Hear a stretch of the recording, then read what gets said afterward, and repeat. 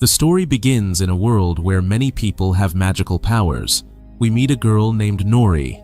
She always thought of herself as different from other children. But one day, something strange happened and changed her life. When she was 7 years old, she was watching her neighbors from her bedroom window. Suddenly, her eyes fell on a cat standing in the garden. At that moment, whiskers suddenly grew on her face, and she took on the exact appearance of that cat. Just then, her father entered the room, and suddenly, wings grew on Nory's back. And finally, Nory discovered her special ability. 6 years later, Nory was about to attend Sage Academy, the most famous magical school in the country, with her best friend, Reina. Nory's best friend, Reina, had the ability to control fire. She had great potential, but she lacked self-confidence, which often left her behind. But Nory always reminded her that she could do anything she wanted. Nory also couldn't control her powers. In fact, whenever she took the form of an animal, she would often combine 2 or 3 animals to create a hybrid. A few weeks later, Nory and Reina arrived at the bus stop to catch the bus to Sage Academy with the other children.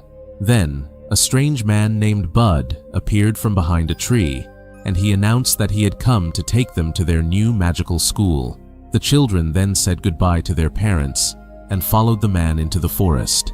After walking for a while, they found a portal that led them directly to Sage Academy.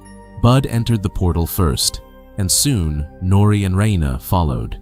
The other children also entered. Upon arriving, they realized that their phones weren't working at the school. Soon, the school's principal, Linda, appeared and announced that all the children would be divided into 5 categories based on their abilities. The first group was the Fuzzies, which would be assigned to children who could communicate with animals. The next group was the Flickers, who could pull things from a distance with their hands. Next were the Flares, who could control fire with their power. The fourth group was the Flyers, who could fly through the air. And the fifth group was the Fluxers, who had the ability to take the form of any animal. Now, before classes began, all the students had to take a test in which the professors would test their powers and divide them into groups. First, it was the Flares, who were given the task of lighting a candle placed 2 meters away. A boy named Philip went in first, and after his test, the principal gave him a card and asked him to wait outside. Later, when it was Elliot's turn, he couldn't light the candle because smoke was coming out of his hand instead of sparks. The professors were very unhappy with him. Finally, it was Reina's turn, who was the best among her classmates. She lit the candle with just her little finger. After this, the Fuzzies' test took place, in which they had to interact with the dog and ask it questions. If they could understand all the dog's answers, they would pass the test. In the third test, some children were asked to use their strength to pull a flower pot toward themselves.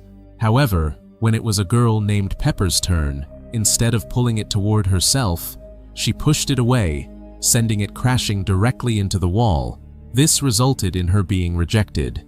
Then there was the flying test, in which the children had to stay 1 meter above the ground for 30 seconds. When it was a boy named Andresia's turn, as soon as he took off his heavy backpack, he instantly flew up and landed on the ceiling. His powers were beyond his control, and he was unable to come back down. The professors somehow lowered him to the ground by using a ladder. Finally, it was Nory's group's turn. After looking at a cat, they had to transform exactly like it for 6 seconds. However, when it was Nory's turn, she transformed, and wings sprouted from her back in just 2 seconds, surprising all the professors. In reality, Nory had lost control of her powers again. After the test, she received a card like the other students. After completing the test, all the students gathered in a field where they had to open their cards to find out which group they would be in. Reina saw that she had been included in the Flare group, and she was overjoyed. But Nory noticed that she wasn't in the Fluxers group. Instead, her card said UDM. She couldn't figure out which group it was. Then the principal told all the students to go to the cafeteria to get their group uniforms, but Nory had to follow the path marked UDM. Finally, Nory said goodbye to Reina and walked through the forest. She continued on her way to the UDM headquarters, Bud greeted her there and led her to a hall underground. When Nory entered the classroom, she found other students who had failed the magic test like her. These students weren't taught magic, but were taught in the normal way, just like other students across the country.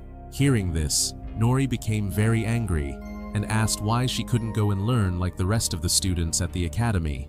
Just then, Principal Linda arrived and explained that UDM stands for Upside Down Magic, meaning children who haven't received their true magical powers and haven't found any use for them. Linda said, "You'll never be able to use your magic properly anyway, so it's best that you live here like normal children until you forget your magic. After that, you can go back to the real world and study with normal children," she explained. In the year 1939, this rule was created in the school because of a boy named Reginald Roberts. The boy had fallen victim to shadow magic, or black magic. Shadow magic was a type of magic used only to harm others. To counter the boy's magic, the professors and students together imprisoned him in a secret book. This shadow magic does not work without entering a human body. Then Linda revealed that shadow magic always targets UDM students. That's why they were being kept separate from the rest and were not allowed to use magic, so they would forget their powers, and this danger could be avoided. That very day, the selected children were sent to their respective group classes. Then, Reina learned that the annual Founders' Day function would be held in a few weeks. In this program, 5 new students would have the opportunity to showcase their magic in front of the entire academy. Each professor would choose the 2 best students from their group, and the winner of the competition would get the chance to perform magic at the function. Afterward, Professor Argon of Flares conducted her first class, asking Reina to use her powers to turn a cone into popcorn. Although Reina was quite nervous, she still performed the task well. Then Philip began making fun of her magic, which made her nervous, and suddenly, all the popcorn burned. Seeing this, Argon scolded Reina. Then we see Chandra, a second-grade student, standing outside the room, smiling at all this. The next morning, Bud took his students to the garden and said he had a surprise for them. When he opened the shed door, Nory saw some brooms, and she was overjoyed because she thought they would learn to fly on them. But when she tried to fly, she fell to the ground. But then we realized that it was just an ordinary broom. In fact, she had to take it and clean the school garden. Nory took a broom and went to the area where the other children's classes were being held. She saw that Professor Han was teaching them to transform into a special kind of cat. Soon, Nory heard that, on the upcoming annual Founders' Day, one child would get a chance to showcase their abilities in front of everyone. This sparked something in Nory's mind, and she decided to practice her magic so she could impress everyone with her power.